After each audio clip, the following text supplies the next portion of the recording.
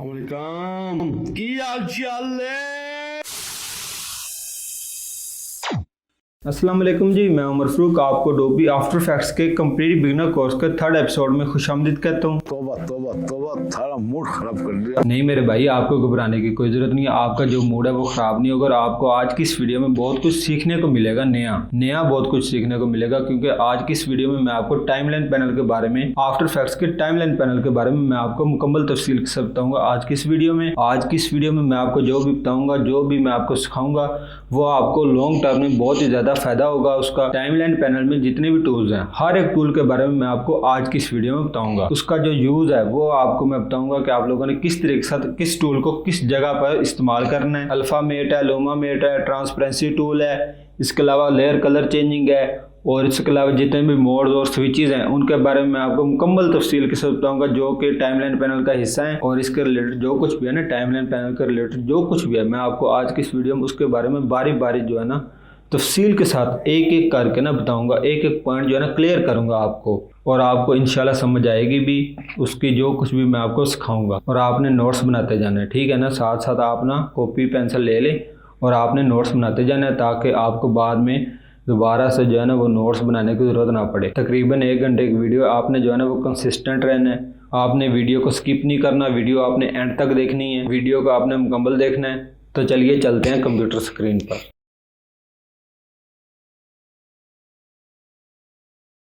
सबसे पहले हम टाइमलाइन पैनल में बात करेंगे टाइम इंडिकेटर की। नीले रंग की लंबी सी लाइन कुछ और नहीं बल्कि ये एक टाइम इंडिकेटर है। टाइमलाइन पैनल में अगर हम टाइम इंडिकेटर को लेफ़्ट या राइट की तरफ मूव करते हैं ना, आप अपनी मर्जी के साथ इसे जिस तरफ मर्जी मूव कर सकते हैं। लेफ़्ट की तरफ करना चाहते हैं लेफ़्ट की तरफ करें, राइट की तरफ करना चाहते हैं राइट की तरफ करें। जब हम इसको मूव करते हैं ना लेफ़्ट या राइट की तरफ, तो कंपोजिशन पैनल में ऑब्जेक्ट्स की जो मूवमेंट है ना, हम उसको देख सकते हैं। वो किसी और वजह से नहीं बल्कि टाइम इंडिकेटर की वजह से होती है, ठीक है। मैं इसको मूव कर रहा हूँ तो आप देख लेंगे कंपोजिशन पैनल में जो ऑब्जेक्ट्स की मूवमेंट है ना वो शो हो रही है। ऑब्जेक्ट्स जो है ना वो मूव कर रहे हैं। अगर मैं इसको यानी कि ये जो टाइम इंडिकेटर है ना, इसको मैं अगर इस जगह पे रख दूँ तो टाइमलाइन पैनल में लेफ्ट साइड पर टॉप पर मुझे ये टाइम शो कर रहा है, ठीक है। अगर आप नोटिस करें ना तो ये हमें घंटों, मिनटों, सेकंड्स के साथ फ्रेम्स में भी टाइम शो कर रहा है। अमूमन अगर हम अपनी ज़िंदगी में देखें ना, तो हम जब भी टाइम देखते हैं तो हम सिर्फ घंटों और मिनटों को देखते हैं कि जी 6:30 हो गए हैं, 7:08 हो गए हैं, तो हम सिर्फ इसे ही देखते हैं। लेकिन आफ्टर इफेक्ट्स में देखा जाए तो ये हमें सेकंड्स भी बताता है और फ्रेम्स भी बताता है। और अगर हम अपनी ज़िंदगी में देखें ना, तो फ्रेम्स और जो सेकंड्स हैं ये इतनी तेज़ी के साथ गुजरते हैं हमें पता भी नहीं चलता। और आफ्टर इफेक्ट्स में जो एनिमेशन है ना, वो तो फ्रेम्स और सेकंड्स में होती है, ठीक है। तो इसीलिए जो है ना ये फ्रेम्स और सेकंड्स भी जो है ना वो शो करता है आफ्टर इफेक्ट्स में हमारे पास।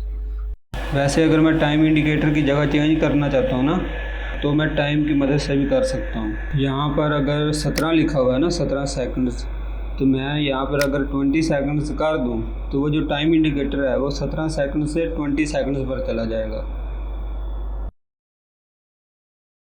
और दूसरे नंबर पर हम बात करेंगे हाइड लेयर की, जिसकी मदद से हम किसी भी अनहाइड लेयर को हाइड कर सकते हैं और हाइड लेयर को अनहाइड कर सकते हैं। वीडियो हाइडर जो है ना ये इसलिए भी इस्तेमाल किया जाता है, अगर एक लेयर पर मैंने इफेक्ट्स और ट्रांजिशन अप्लाई कर दिए हैं, या फिर एक ऐसी लेयर मैंने क्रिएट कर ली है जिसको मैं अपने प्रोजेक्ट के फाइनल पार्ट में शामिल नहीं करना चाहता, तो उसको मैं हाइड कर सकता हूँ। या मैं ये चाहता हूँ कि वो जो है फाइनल पार्ट में एक्सपोर्ट ना हो, तो उसको मैं हाइड कर दूँगा और बाकी जितनी भी प्रोजेक्ट की लेयर्स हैं वो एक्सपोर्ट हो जाएंगी, रेंडर हो जाएंगी। और जब हम उस वीडियो को प्ले करेंगे तो वो लेयर जो जिसको हमने हाइड किया होगा वो उसमें शामिल नहीं होगी। वो टेक्स्ट लेयर भी हो सकती है, शेप लेयर भी हो सकती है, कोई भी लेयर हो सकती है जिसको हम हाइड कर सकते हैं, वो उसमें शामिल नहीं होगी। यहाँ पर मैं दूसरे नंबर वाली जो लेयर है ना उसको अगर मैं हाइड करता हूँ, टेक्स्ट लेयर को, ये ऊपर लिखा हुआ है इस्लामिक रिपब्लिक ऑफ, ठीक है। अगर मैं इस टेक्स्ट लेयर को हाइड करता हूँ, यहाँ पे आई बटन पर अगर मैं क्लिक करता तो वो हाइड हो चुकी है। तो इस वक्त वो कंपोजिशन पैनल में शो नहीं हो रही क्योंकि हमने उसको हाइड कर दी है। अगर मैं उसको अनहाइड करता हूँ तो वो जो टेक्स्ट लेयर है वो हमारे पास इस वक्त कंपोजिशन पैनल में शो हो रही है। पाकिस्तान के जो आउटलाइन है ना वाइट कलर में, अगर मैं उसको हाइड करता हूँ तो वो जो आउटलाइन है ना पाकिस्तान के इर्द गिर्द जो वाइट कलर में, वो हाइड हो चुका है इस वक्त। और अगर मैं आई बटन पर दोबारा क्लिक करूँ तो वो इस वक्त जो हमें वाइट कलर शो हो रहा है वो पहले शो नहीं हो रहा था जब हमने उसको हाइड किया था, लेकिन अब ये कंपोजिशन पैनल में हमारे पास शो हो रहा है। इसकी एक और एग्जांपल मैं ले लेता हूँ। ये जो पाकिस्तान लिखा हुआ है ग्रीन कलर में, अब मैं अगर इसको हाइड करता हूँ तो वो आउटलाइन तो मौजूद है वाइट कलर में, लेकिन जो ग्रीन कलर में पाकिस्तान लिखा हुआ था वो मौजूद नहीं है, वो हमें शो नहीं हो रहा कंपोजिशन पैनल में। और अगर मैं आई बटन पर दोबारा क्लिक करता हूँ तो कंपोजिशन पैनल में पाकिस्तान जो लिखा हुआ नज़र आ रहा है अनहाइड हो चुका है। पहले हाइड था, हमने आई बटन पर क्लिक किया तो वो अनहाइड हो चुका है। अब मैं अगर वाइट कलर का जो चांद स्टार है उसको अगर हाइड करता हूँ तो आप ये देख लें कि कंपोजिशन पैनल में हमारे पास ग्रीन कलर की आउटलाइन में चांद सितारा तो मौजूद है, लेकिन वाइट कलर में चांद सितारा मौजूद नहीं है क्योंकि हमने उसकी लेयर को हाइड कर दी है। अब अगर मैं दोबारा आई बटन पर क्लिक करता हूँ तो वो जो वाइट कलर में चांद सितारा है वो दोबारा हमें कंपोजिशन पैनल में शो हो रहा है। इस वक्त अगर हम टाइमलाइन पैनल को देखें तो जितनी भी लेयर्स अनहाइड की गई हैं वो हमारे पास कंपोजिशन पैनल में शो हो रही हैं, और जितनी भी लेयर्स हाइड की गई हैं वो हमारे पास कंपोजिशन पैनल में शो नहीं हो रही। ये जो सुबह का बॉर्डर मैंने बनाया है, इसमें बॉर्डर की लेयर को जो हाइड किया है हमें बॉर्डर नज़र नहीं आ रहा। अगर मैं उसको दोबारा आई बटन पर क्लिक कर दूं तो वो हाइड से अनहाइड हो जाएगा और हमारे को जो सुबह का बॉर्डर है वो नज़र आएगा। किसी भी लेयर को हाइड करना या फिर अनहाइड करना ये प्रोजेक्ट में शामिल होता है कि कोई चीज़ है वो अगर हमें पसंद नहीं आई तो वो हम उसको हाइड कर सकते हैं, ठीक है। इसके बाद जो तीसरे नंबर पर हमारे पास ऑप्शन है वो है ऑडियो म्यूट्स का। ऑडियो म्यूट्स के ज़रिए हम किसी भी फुटेज या वीडियो लेयर की जो ऑडियो होती है ना उसको हम म्यूट कर सकते हैं। फॉर एग्जांपल मिसाल के तौर पर अगर मैं किसी वीडियो या फुटेज को इस्तेमाल कर रहा हूँ अपने प्रोजेक्ट में, उस फुटेज के साथ साथ जो उसकी ऑडियो है वो भी मौजूद है और मैं सिर्फ ये चाहता हूँ कि उस वीडियो को ही इस्तेमाल करूँ, ऑडियो को इस्तेमाल ना करूँ, तो मैं ये करूँगा कि जो ऑडियो है उसको म्यूट कर दूँगा, ठीक है। यहाँ पर अगर आप देखें तो वहाँ पर मुझे ऑप्शन शो हो रहा है, ठीक है ना। तो मैं चाहूँ तो इसको इस्तेमाल कर सकता हूँ ऑडियो को, और चाहूँ तो इसको म्यूट कर सकता हूँ। और अगर मैं इस खाली जगह पर क्लिक करता हूँ ना तो स्पीकर का जो ऑप्शन है ना वो शो हो रहा है। इससे ये ज़ाहिर हो रहा है कि जो लेयर है इसकी ऑडियो आप इस्तेमाल कर सकते हैं इस वक्त। अगर मैं इसको इस वक्त रेंडर करता हूँ, एक्सपोर्ट करता हूँ प्रोजेक्ट को, तो ऑडियो जो है वो साथ ही एक्सपोर्ट होगी। और अगर मैं इस लेयर की फुटेज को इस्तेमाल करना चाहूँ, वीडियो को इस्तेमाल करना चाहूँ, और अगर मैं इसकी जो ऑडियो है इसको इस्तेमाल नहीं करना चाहता तो मैं ये जो स्पीकर वाला ऑप्शन है ना इस पर दोबारा क्लिक करता हूँ, ठीक है। तो वो जो ऑडियो है वो म्यूट हो जाएगी। और अगर मैं इस वक्त इस प्रोजेक्ट को एक्सपोर्ट करता हूँ, रेंडर करता हूँ, तो इस लेयर की जो फुटेज है वो तो एक्सपोर्ट होगी, लेकिन इसकी जो ऑडियो है वो एक्सपोर्ट नहीं होगी क्योंकि मैंने उसको म्यूट कर दिया है।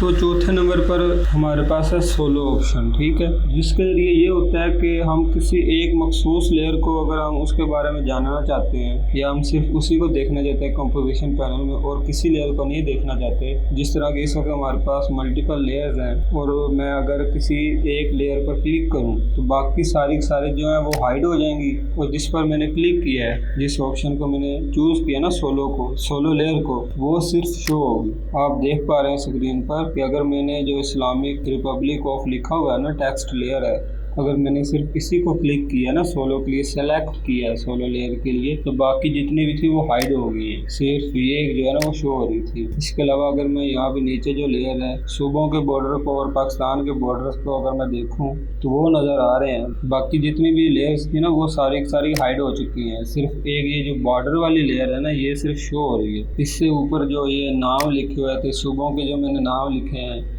बलूचिस्तान है, सिंध है, पंजाब है, खैबर पख्तूनख्वा है, गिलगित बल्तिस्तान है, इस्लामाबाद जो हमारा कैपिटल है उसका नाम है, आज़ाद कश्मीर का है, उसके बाद Indian illegal occupied Jammu and Kashmir है, वो शो हो रहे हैं। बाकी जितने भी बॉर्डर वगैरह था या फिर वो जो इस्लामिक रिपब्लिक ऑफ पाकिस्तान लिखा हुआ था, चांद सितारे थे, वो सारे के सारे जो हैं वो हाइड हो चुके हैं, सिर्फ यही जो नाम है ना ये शो हो रहे हैं। इसके बाद ये मैंने चांद और सितारे को वाइट कलर में जो है इसको अगर मैंने सोलो लेयर को सिलेक्ट किया है, बाकी जितनी भी लेयर्स हैं वो सारी की सारी हाइड हो चुकी हैं, सिर्फ यही जो है ना वो शो हो रही है। इसकी जो आउटलाइन लेयर थी वो भी जो है ना वो हाइड हो चुकी है, वो शो नहीं हो रही कंपोजिशन पैनल में। सिर्फ चांद और सितारा जो वाइट कलर में है ना वो शो हो रहा है हमें।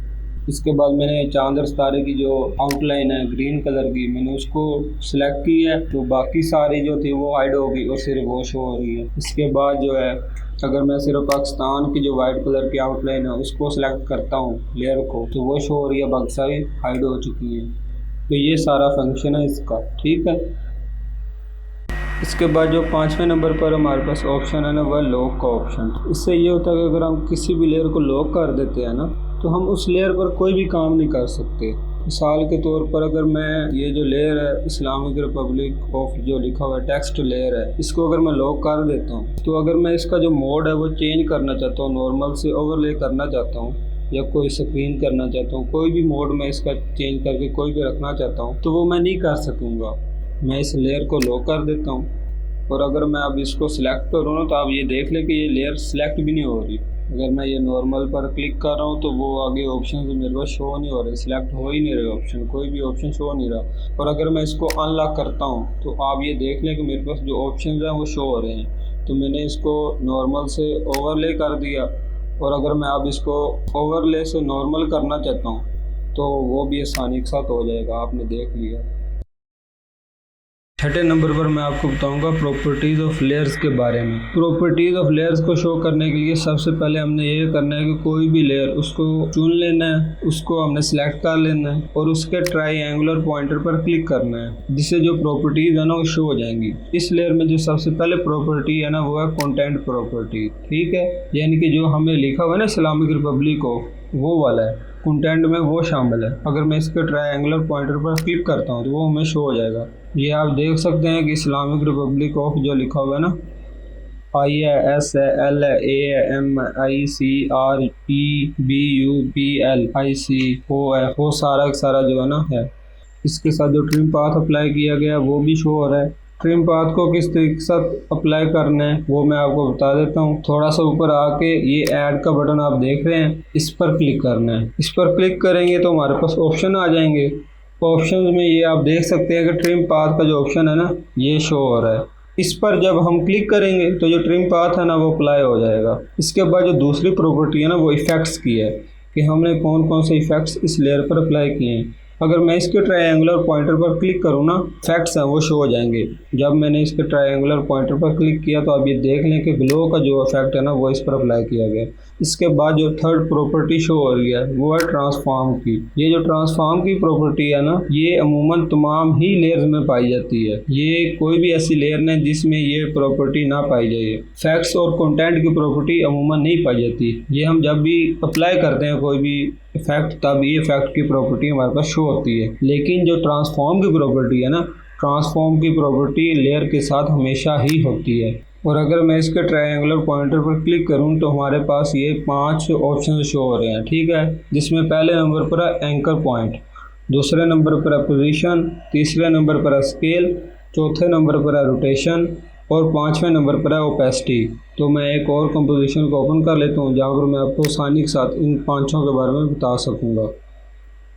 ये मैंने एक और कंपोजिशन ओपन कर ली है। तो यहाँ पर एक तो मैंने पिक्चर लिया है, लोगो है ये, ठीक है, PNG फॉर्मेट में, और दूसरा मैंने सॉलिड लेयर क्रिएट की है।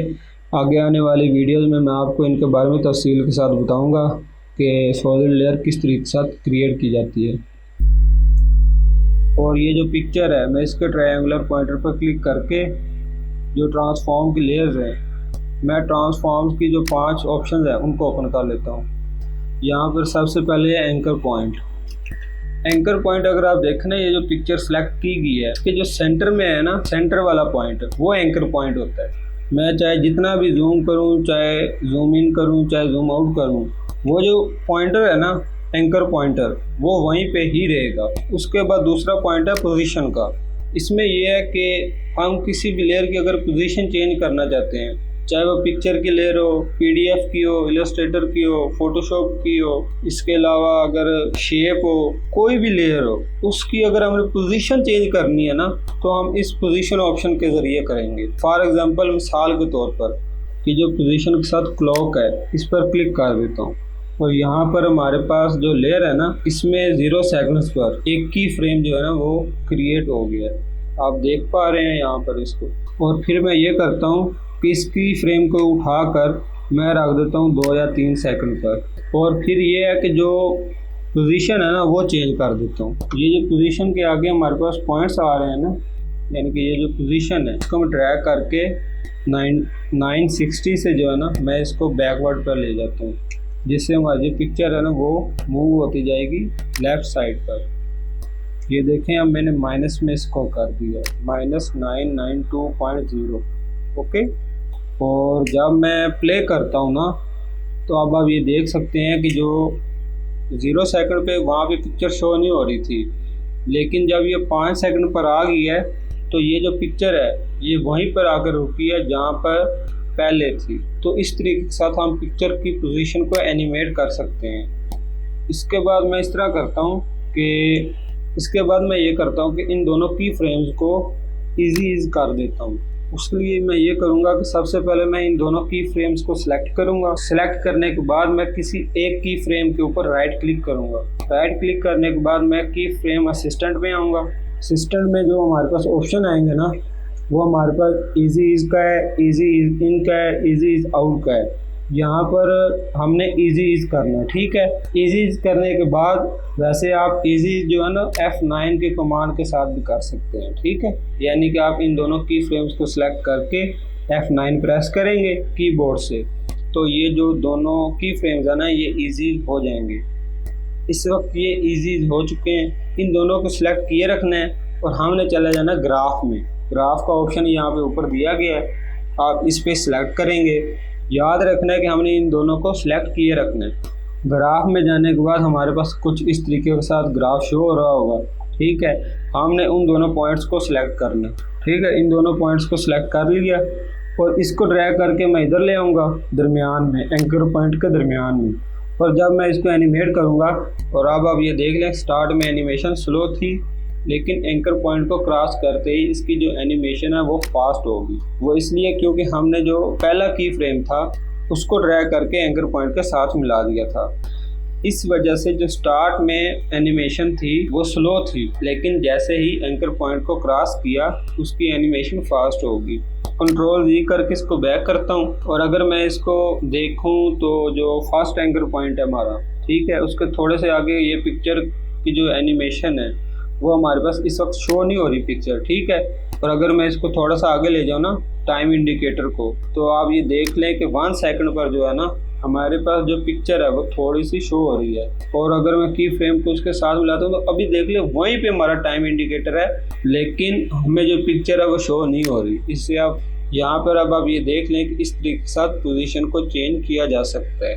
और अगर मैं टाइम इंडिकेटर को एंकर पॉइंट पर रखूँ तो आप ये देख लें कि जो पिक्चर शो हो रही है यही पिक्चर हमें नॉर्मल स्पीड में नॉर्मल एनिमेशन में कहाँ पे शो हो रही थी 1 सेकंड पर, लेकिन जब मैंने की फ्रेम को ड्रैग करके एंकर पॉइंट के साथ मिलाया वो ही पिक्चर उस साइज़ की शो हो रही है जितनी कि हमें नॉर्मल एनिमेशन में शो हो रही थी। और इसके बाद अगर मैं दूसरे की फ्रेम को ड्रैग करके एंकर पॉइंट के साथ मिला दूं तो इसमें बहुत ही ज़्यादा जो है ना एनिमेशन में तेज़ी आ जाएगी, ठीक है। आप ये देख लें अभी आप देखिएगा कि किस तरीके के साथ चेंजिंग आती है एनिमेशन में कि एंकर पॉइंट में हमें तकरीबन आधी से ज़्यादा पिक्चर शो हो गई है, ठीक है, लेकिन थोड़ा सा आगे जाते ही पिक्चर जो है स्लो एनिमेशन में चलेगी। इसके बाद अगर मैं दूसरे की फ्रेम को जो है ना वो बिल्कुल ही साथ मिला दूंगा उसके, और अगर मैं येलो लाइन के येलो पॉइंट को की फ्रेम के साथ मिला दूंगा तो अब आप देख लीजिएगा कि इसकी एनिमेशन में कितनी ज़्यादा चेंजिंग आई है।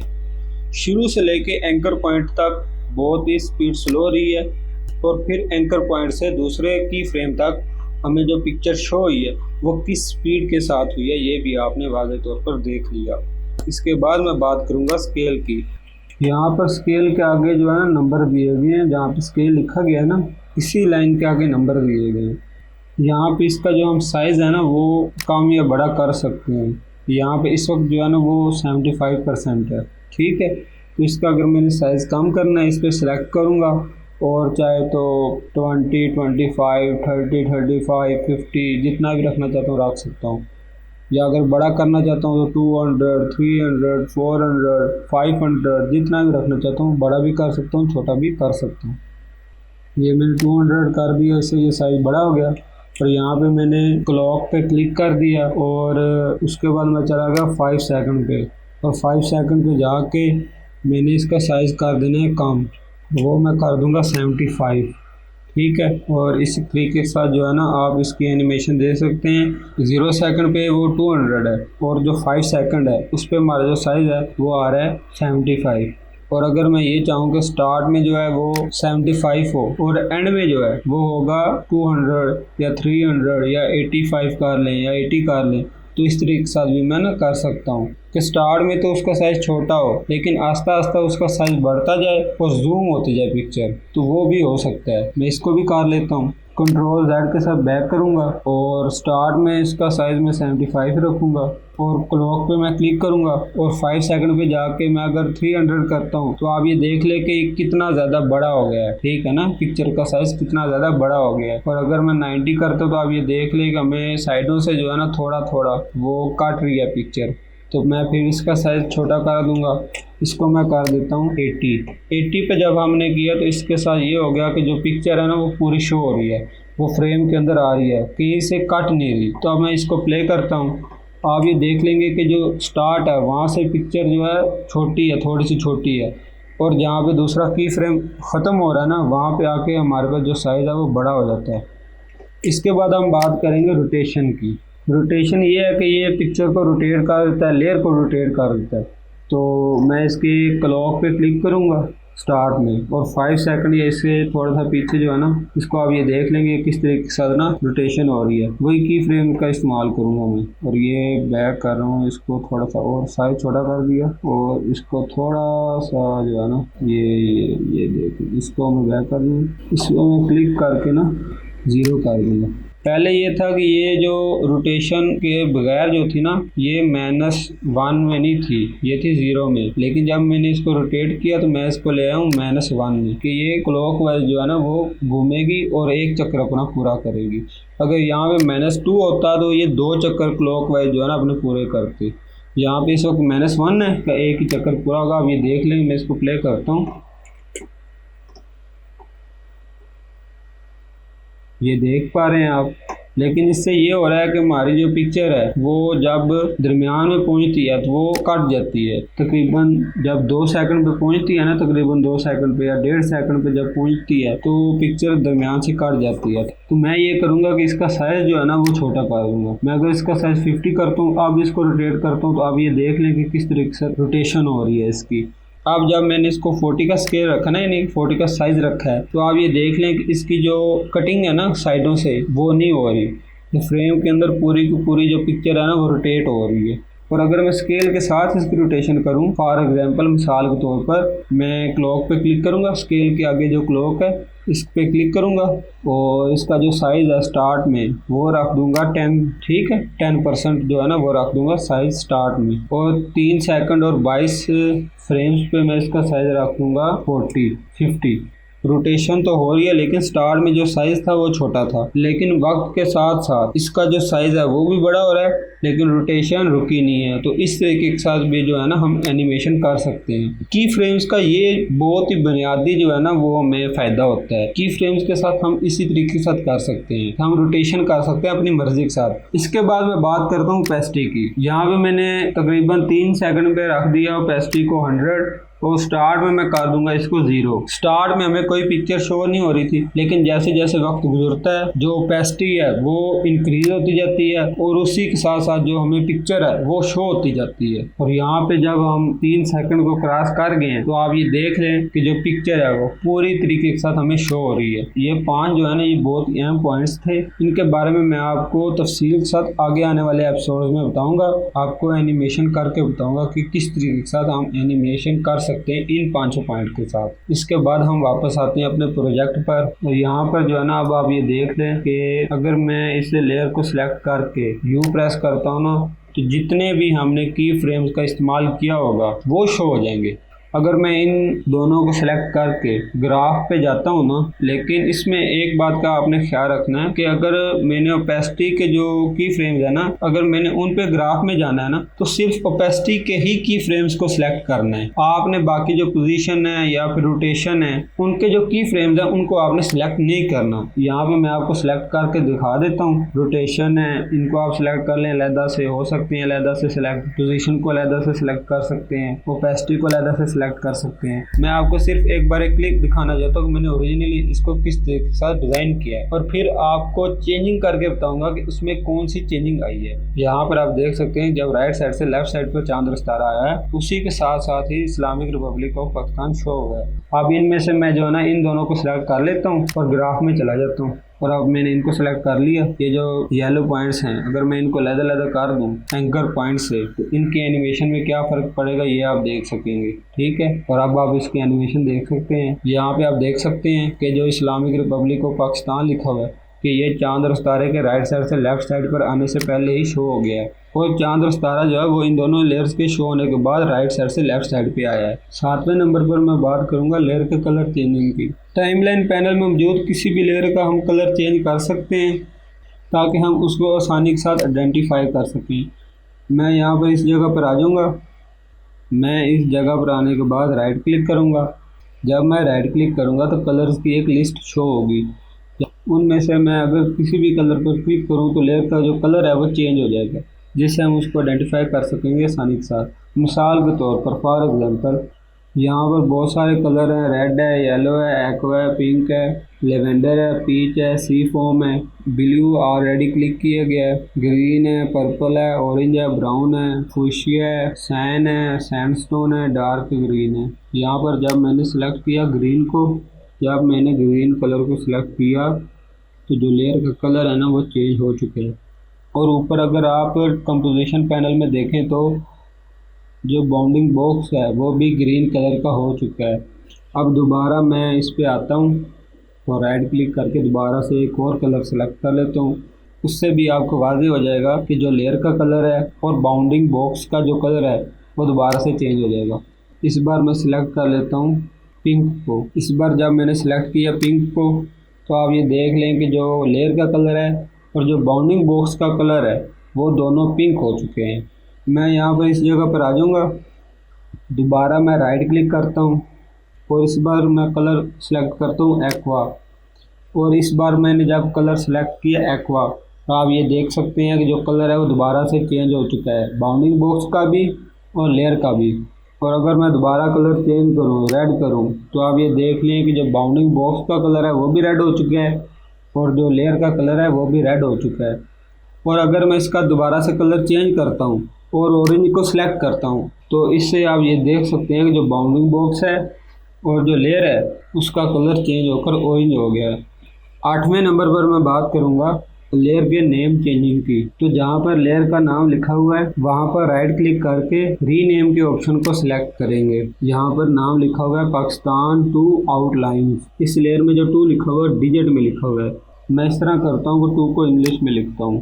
2 को सिलेक्ट करके TWO लिख दिया इंग्लिश में और इंटर प्रेस कर दूंगा। तो 9th ऑप्शन जो है ना वो है मोड का। टाइमलाइन पैनल में जितनी भी लेयर हैं हम उनका मोड चेंज कर सकते हैं। इस वक्त टाइमलाइन पैनल में मौजूद तमाम लेयर्स का जो मोड है वो नॉर्मल है।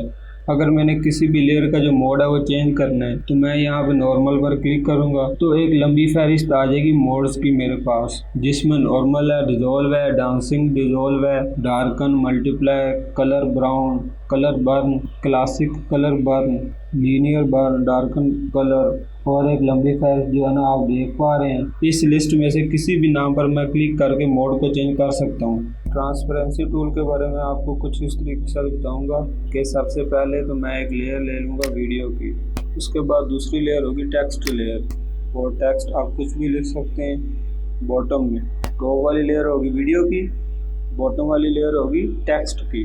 अब जो हमारी टॉप वाली लेयर है वीडियो फुटेज की उसको मैं ट्रांसपेरेंट कर दूँगा। ट्रांसपेरेंसी अप्लाई करने के बाद आप ये रिजल्ट देख पा रहे हैं कि जो वीडियो है वो सिर्फ उमर फरूक नेम पर ही शो हो रही है। तो 11वें नंबर पर मैं बात करूंगा ट्रैक मेट की। ये दोनों अल्फ़ा मेट और लूमा मेट आफ्टर इफेक्ट्स में बहुत ही अहमियत के आमिल हैं। इस वक्त तीसरी, चौथी, पांचवी लेयर को आफ्टर इफेक्ट्स में अल्फ़ामेट के तौर पर इस्तेमाल किया गया है और जो दूसरी लेयर है शेप लेयर, उसकी मदद से अप्लाई किया गया तीसरी, चौथी, पांचवी लेयर पर अल्फ़ामेट को।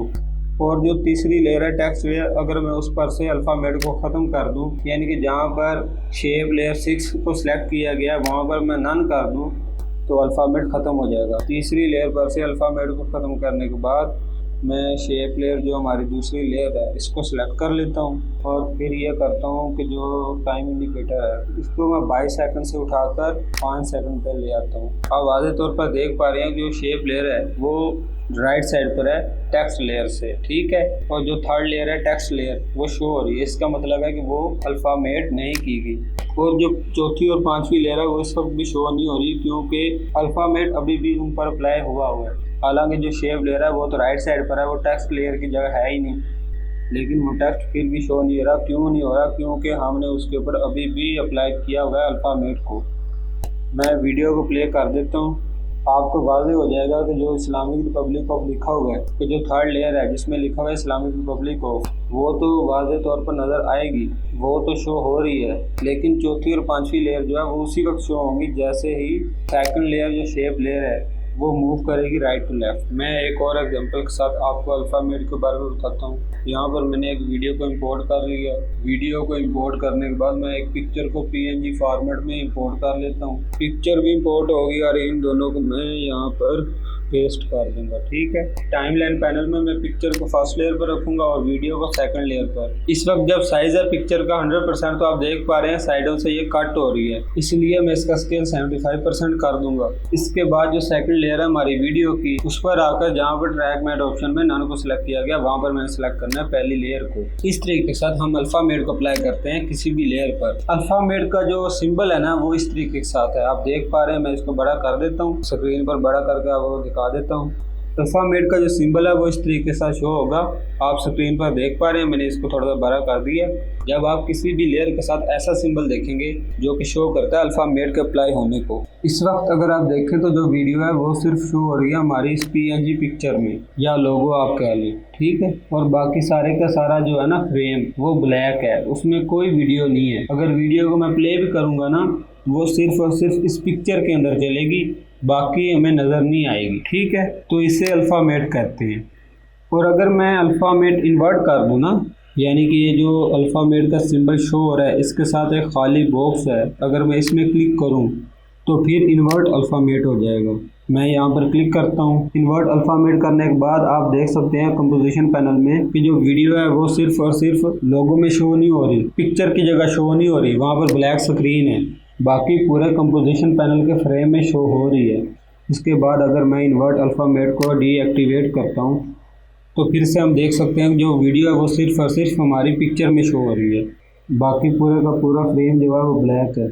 और अगर मैं अल्फ़ामेट से लूमामेट को स्विच करना चाहूँ, अगर मैं लेयर पर लूमामेट अप्लाई करना चाहता हूँ, ये जो अल्फ़ामेट का सिंबल नज़र आ रहा है इसी पर क्लिक करके मैं लूमामेट को अप्लाई कर सकता हूँ। अल्फ़ामेट सिंबल पर क्लिक करने के बाद मुझे कुछ इस तरह का सिंबल नज़र आ रहा है। ये सिंबल लूमामेट को आइडेंटिफाई करता है। लूमामेट अल्फ़ामेट की ही तरह वर्क करता है।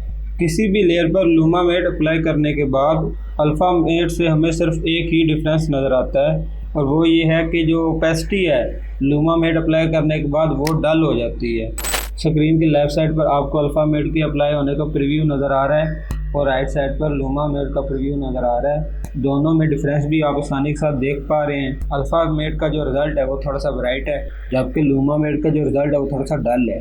और अगर मैं ये चाहूँ कि लेयर पर इन्वर्ट लूमामेट को अप्लाई करूँ तो मैं ये करूँगा कि जो लूमामेट के साथ एक खाली बॉक्स है उसमें क्लिक करूँगा। इन्वर्ट लूमामेट अप्लाई करने के बाद कुछ इस तरह का रिजल्ट हमारे पास शो होता है। और अगर हम इसका इन्वर्ट अल्फ़ामेट से डिफरेंस देखें तो हम स्क्रीन पर बाखूबी इसको देख सकते हैं। अगर हम इन्वर्ट अल्फ़ामेट की तरफ देखें कि जो पिक्चर है वो तो बिल्कुल डार्क है और बाकी फ्रेम में हमें पूरी जो वीडियो है वो नज़र आ रही है। और अगर हम इन्वर्ट लूमामेट के रिजल्ट की तरफ देखें तो जो पिक्चर है वो तो डल नज़र आ रही है, यानी कि उसकी जो ओपेसिटी है वो तो लो है, लेकिन उस पिक्चर में भी हमें थोड़ी थोड़ी वीडियो नज़र आ रही है। जो एलिमेंट्स हैं वीडियो के वो नज़र आ रहे हैं। पिक्चर डल होने की वजह से, उसकी ओपेसिटी लो होने की वजह से जो वीडियो है वो हमें नज़र आ रही है। और अगर मैं वापस अपने प्रोजेक्ट पर आऊँ तो आपको बताऊँ कि मैंने किस तरीके के साथ दूसरी, तीसरी, चौथी लेयर पर अल्फ़ामेट को अप्लाई किया है, तो उसके लिए मैं सबसे पहले इस तरह करता हूँ कि जो पहली लेयर है शेप लेयर, इसको हाइड से अनहाइड कर देता हूँ और आप ये देख लें कि जो ग्रीन बॉक्स है वो शो हो रहा है हमारे पास कंपोजिशन पैनल में, वही शेप लेयर है, पहली शेप लेयर, ठीक है। और जहाँ पर दूसरी तीसरी चौथी लेयर में ट्रैक मेट की जगह पहली लेयर को सिलेक्ट करके अल्फ़ा मेट को अप्लाई किया गया है, वहाँ पर मैं नन को सिलेक्ट करूँगा तीनों लेयर पर। दूसरी लेयर में जहाँ पर पहली लेयर को सिलेक्ट किया गया वहाँ पर मैं नन पे क्लिक कर देता हूँ। इसी तरीके के साथ तीसरी लेयर में जहाँ पर पहली लेयर को सिलेक्ट किया गया वहाँ पर मैं नन को क्लिक कर देता हूँ। इसके बाद जो चौथी लेयर है टेक्स्ट लेयर, उसमें भी जहाँ पर पहली लेयर को सिलेक्ट किया गया वहाँ पर मैं नन को क्लिक कर देता हूँ। इस तरीके से जो दूसरी तीसरी चौथी लेयर है उस पर से अल्फ़ा मेट को डीएक्टिवेट कर दिया गया है। और इस तरीके के साथ हम किसी भी लेयर पर से अल्फ़ा मेट को और लूमा मेट को डीएक्टिवेट कर सकते हैं। और अगर आप मल्टीपल लेयर्स पर अल्फ़ा मेट और लूमा मेट को अप्लाई करना चाहते हैं तो उन लेयर्स को सिलेक्ट कर लें जिन पर आपने अल्फ़ा मेट या लूमा मेट को अप्लाई करना है। मल्टीपल लेयर्स को सिलेक्ट करने के बाद आपने ट्रैक मेट में उस लेयर को सिलेक्ट करना है नन की जगह, जिसकी मदद से आप लोग अल्फ़ा मेट और लूमा मेट को अप्लाई करना चाहते हैं।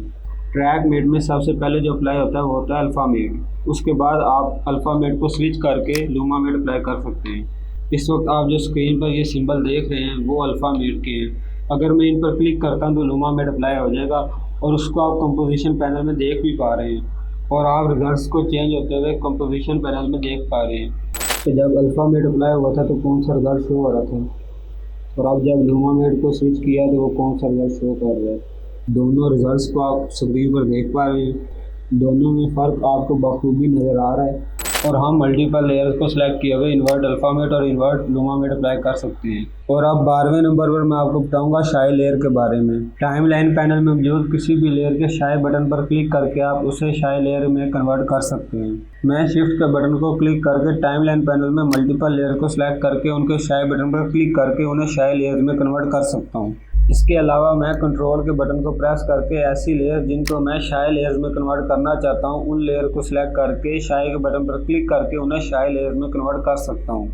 और अब आप ये देख सकते हैं मैंने कुछ लेयर्स को शाई लेयर्स में कन्वर्ट कर दिया और कुछ लेयर्स को शाई लेयर में कन्वर्ट नहीं किया। या फिर ऐसी लेयर्स जिनको मैंने अभी शाई लेयर में कन्वर्ट नहीं किया उनको अलहदा करना चाहूँ, उन पर अलहदा से अभी इफेक्ट्स और प्रीसेट्स जो मैंने अप्लाई करने हैं या फिर उनको एडजस्ट करना है। तो या फिर ऐसी लेयर जिनको मैंने शाई लेयर में कन्वर्ट कर दिया अगर मैं उनको हाइड करना चाहूँ तो उसके लिए मैं टॉप में टाइमलाइन पैनल के टॉप में जो ऊपर आइकन दिया गया है शाई लेयर्स का उस पर मैं क्लिक करूँगा, जिससे वो जो आइकन है शाई लेयर्स का जो आइकन है वो ब्लू कलर में हाईलाइट हो जाएगा और तमाम की तमाम ऐसी लेयर्स जिनको मैंने शाई लेयर में कन्वर्ट किया था वो हाइड हो जाएंगी। और अगर मैं टाइमलाइन पैनल के टॉप में मौजूद आइकन को दोबारा क्लिक करता हूँ, शाई लेयर का जो आइकन है उस पर अगर मैं दोबारा क्लिक करता हूँ तो वो तमाम की तमाम हाइड जो लेयर्स थी वो दोबारा से शो हो जाएंगी। इस वक्त जिस प्रोजेक्ट को मैंने ओपन किया हुआ है उसके टाइमलाइन पैनल में बहुत सारी लेयर्स हैं, डिफरेंट टाइप्स की लेयर्स हैं, जिसमें टेक्स्ट लेयर्स भी हैं, शेप लेयर्स भी हैं, एडजस्टमेंट लेयर्स भी हैं, उसके अलावा पिक्चर्स की लेयर्स भी हैं। और अगर मैं ये चाहूँ कि जो टेक्स्ट लेयर्स हैं उनको मैं शाई लेयर में कन्वर्ट कर दूँ और बाकी की जो लेयर्स हैं उनको मैं शाई लेयर में कन्वर्ट ना करूँ तो मैं जितनी भी टेक्स्ट लेयर्स हैं उनको सिलेक्ट करके उनको शाई लेयर में कन्वर्ट कर देता हूँ, ठीक है। और अगर मैं दोबारा से टाइमलाइन पैनल के टॉप में मौजूद जो शाई लेयर का आइकन है उस पर अगर मैं क्लिक करता हूँ तो वो जो टेक्स्ट लेयर्स हैं वो सारी हाइड हो जाएंगी, ठीक है। और बाकी जितनी भी लेयर्स हैं वो शो हो रही होंगी हमारे पास, लेकिन टेक्स्ट लेयर जो है वो शो नहीं हो रही होगी। तो इस तरीके के साथ जो है ना आप इसका डिफरेंस कर सकते हैं कि मखसूस लेयर्स जिनको आप अलहदा करना चाहते हैं बाकी लेयर से वो अलहदा हो सकती हैं और ऐसी लेयर जिनको सिर्फ आप देखना चाहते हैं वो भी अलहदा हो सकती है। उसके बाद 13वें नंबर पर मैं आपको बताऊंगा कंटिन्यूसली रेस्टराइज के बारे में। तो कंटिन्यूसली रेस्टराइज ऑप्शन के बारे में बताने से पहले मैं इस तरह करता हूं कि न्यू कंपोजिशन को क्रिएट कर लेता हूं। न्यू कंपोजिशन को क्रिएट करने के बाद मैं इस तरह करूंगा कि एक पीडीएफ फाइल को इंपोर्ट कर लूंगा और उस पीडीएफ फाइल को मैं पेस्ट कर दूंगा टाइमलाइन पैनल में। और इस वक्त आप कंपोजिशन पैनल में लोगों को देख सकते हैं, तो आप देख सकते हैं कि जो पिक्सल हैं लोगों के वो ब्लर हैं और मैं कंटिन्यूसली रेस्टराइज ऑप्शन के जरिए इसको सेट कर सकता हूँ। तो उसके लिए मैंने सिर्फ ये करना है कि जो लेयर है उस पर कंटिन्यूसली रेस्टराइज ऑप्शन को एक्टिवेट कर लें। कंटिन्यूसली रेस्टराइज ऑप्शन को एक्टिवेट करने के बाद आप लोगों के बॉर्डर को देख सकते हैं वो कितना ज़्यादा शार्प हो गया है। बॉर्डर के जो पिक्सल हैं वो पहले से ज़्यादा शार्प हो गए हैं। स्क्रीन पर आप कंटिन्यूसली रेस्टराइज ऑप्शन के एक्टिवेट होने से पहले और एक्टिवेट होने के बाद के रिजल्ट को देख सकते हैं। इसके बाद जो 14th ऑप्शन है जिसके बारे में मैंने आपको बताना है वो है क्वालिटी एंड सैम्पलिंग का। कंटिन्यूसली रेस्टराइज ऑप्शन और जो क्वालिटी एंड सैम्पलिंग ऑप्शन है ये तकरीबन सेम ही है।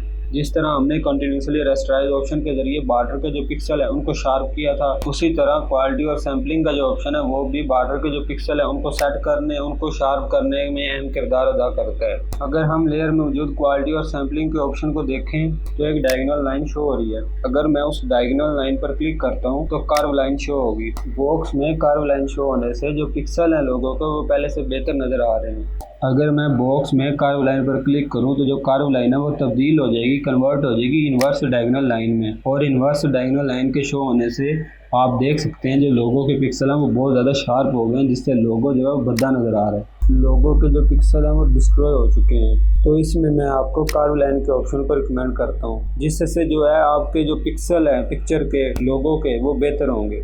इसके बाद जो 15th ऑप्शन है वो है इफेक्ट्स का। जिन लेयर्स पर इफेक्ट्स अप्लाई होते हैं उन लेयर्स में इफेक्ट्स के बॉक्स पर इफेक्ट्स लिखा होता है। आप टाइमलाइन पैनल में देख सकते हैं कि जिन लेयर्स पर इफेक्ट्स को अप्लाई किया गया है उन लेयर्स में इफेक्ट्स के बॉक्सेस पर इफेक्ट्स लिखा हुआ है। और अगर मैं दूसरी लेयर जो टेक्स्ट लेयर है उसको देखूं तो उस पर ग्लो का इफेक्ट अप्लाई किया गया है। ग्लो के इफेक्ट को डीएक्टिवेट करने के लिए लेयर पर से ग्लो के इफेक्ट को डीएक्टिवेट करने के लिए लेयर के सामने जहाँ पर इफेक्ट्स लिखा हुआ है अगर मैं वहाँ पर क्लिक करूँ तो जितने भी इफेक्ट्स इस लेयर पर अप्लाई किए गए हैं वो सारे के सारे डीएक्टिवेट हो जाएंगे। और अगर मैं इफेक्ट्स के बॉक्स पर दोबारा क्लिक करता हूं तो जितने भी इफेक्ट्स डीएक्टिवेट हुए थे इस लेयर पर से वो सारे के सारे एक्टिवेट हो जाएंगे। इसके बाद जो 16th पॉइंट है जिसके बारे में मैं आपसे बात करूंगा वो है फ्रेम ब्लेंडिंग का।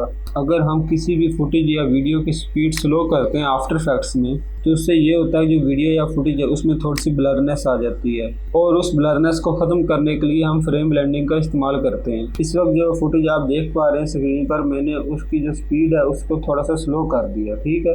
इस वीडियो की जो स्पीड है मैंने उसे स्लो कर दिया।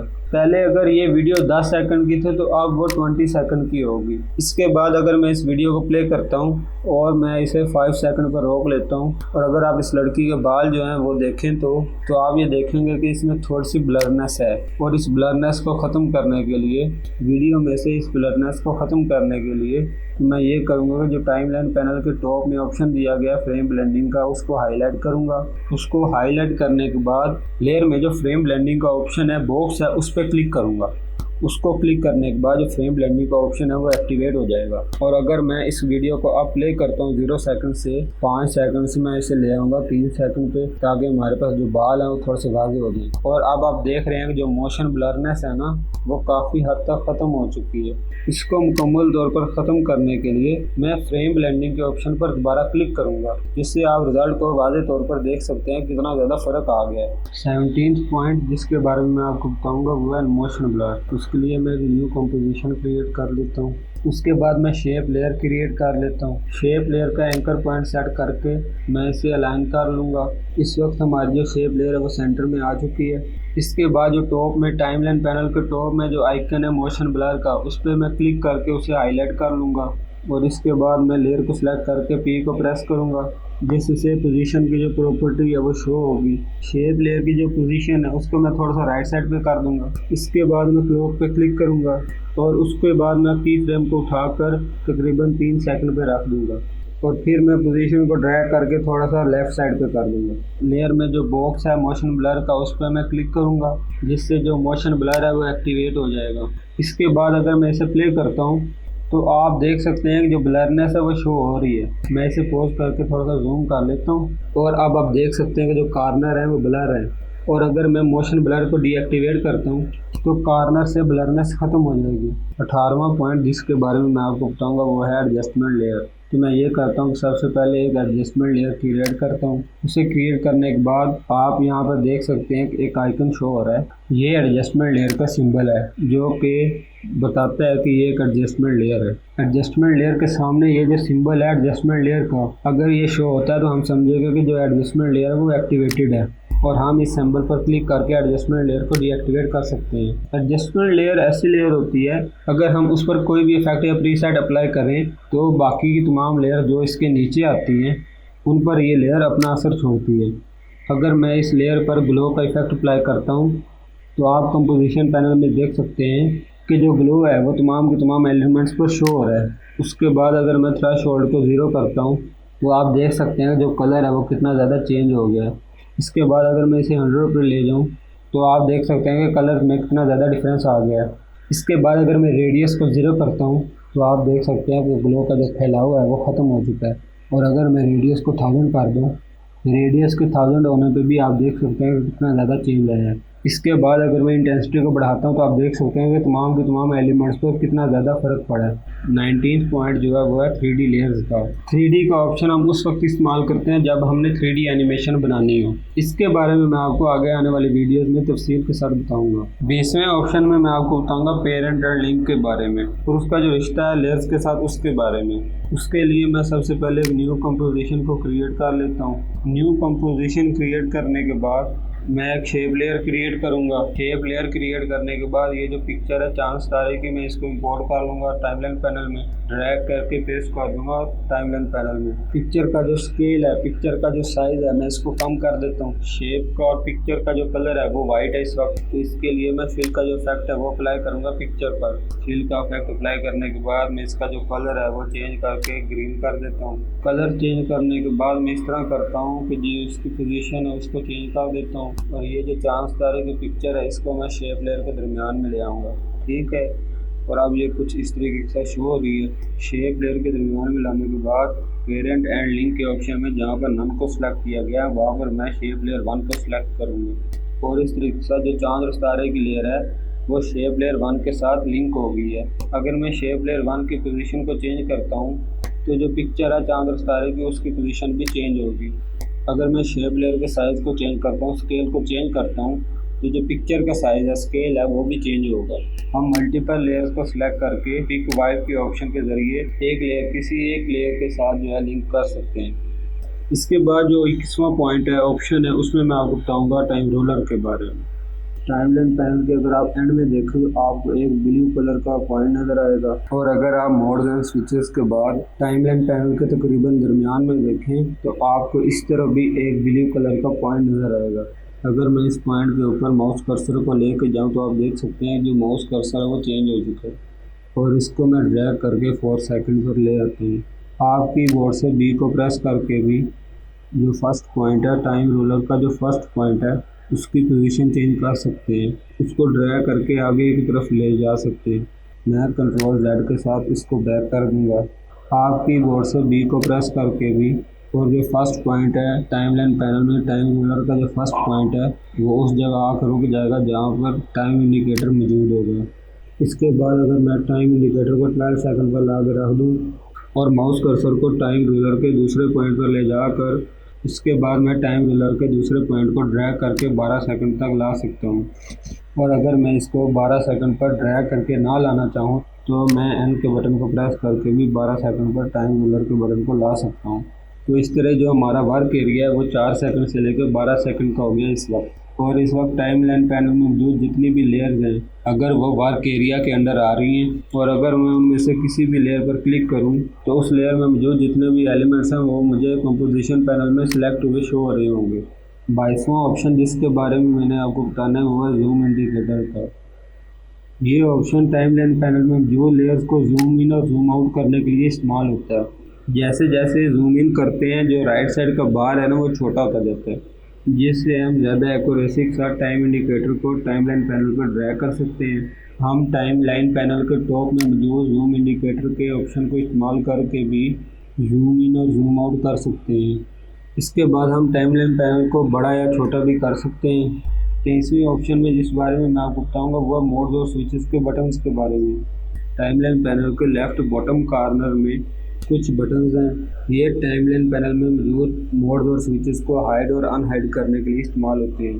24वां पॉइंट जिसके बारे में मैं आपको बताऊंगा वो है सर्चिंग का। यहाँ पर अगर मैं पोजीशन को सर्च करता हूँ तो तमाम लेयर्स में जिनमें मैंने पोजीशन की फ्रेम्स का इस्तेमाल किया वो सारे हाईलाइट हो जाएंगे। और इसके बाद अगर मैं स्केल को सर्च करता हूँ तो तमाम लेयर्स में स्केल का जो ऑप्शन है, प्रॉपर्टी है, वो हाईलाइट हो जाएगी। स्केल के बाद अगर मैं कलर को सर्च करता हूँ तो तमाम लेयर्स में जो कलर की प्रॉपर्टीज़ हैं वो शो हो जाएंगी। और अगर मैं चाहूँ तो किसी भी कलर को चेंज कर सकता हूँ। और अगर कलर के बाद मैं एक्सेप्ट शैडो को सर्च करता हूँ तो एक्सेप्ट शैडो की कोई भी प्रॉपर्टी किसी भी लेयर में शो नहीं होगी क्योंकि हमने एक्सेप्ट शैडो को अप्लाई ही नहीं किया किसी भी लेयर पर। और इस तरीके के साथ आप किसी भी चीज़ के बारे में सर्च कर सकते हैं। उम्मीद है कि आपको ये जो वीडियो है वो बहुत ज़्यादा पसंद आई होगी और आपको जो है ना टाइमलाइन पैनल के बारे में मुकम्मल तस्वीर के साथ जो समझाया है वो आपको समझ भी आया होगा। अगर आपने इसके नोट्स तैयार किए हैं तो वो आपके लिए बहुत ही बेस्ट है, और अगर आप लोगों ने अभी तक नोट्स तैयार नहीं किए इस वीडियो के तो मेरी आपसे गुजारिश है कि दोबारा से वीडियो को देखिए और इसके जो नोट्स हैं ना वो तैयार करिए, ताकि आपको बार बार जो है ना वो वीडियो देखना ना पड़े। और मुझे ये भी उम्मीद है कि आपका जो मूड है ना वो ख़राब नहीं हुआ होगा और आपने बहुत अच्छे तरीके के साथ इस वीडियो को समझा होगा। और जाने से पहले मेरी आपसे ये गुजारिश है कि आप लोग कभी कभी मेरे चैनल को सब्सक्राइब कर दीजिए, बेल आइकन को प्रेस कर दीजिए, ताकि आगे आने वाली जो वीडियोज़ है उनका नोटिफिकेशन आपको बर वक्त मौसूल हो सके। और इसके अलावा अगर आप लोगों ने अभी तक मुझे थ्रेड्स, फेसबुक पे, ट्विटर, इंस्टाग्राम और टिकटॉक पर फॉलो नहीं किया तो वहाँ पर फॉलो कीजिए। वहाँ पर मैं आपको वीडियोज़ के रिलेटेड जो इन्फॉर्मेशन है वो देता रहूँगा। मिलते हैं अगली वीडियो में, उस वक्त तक के लिए अल्लाह हाफिज़।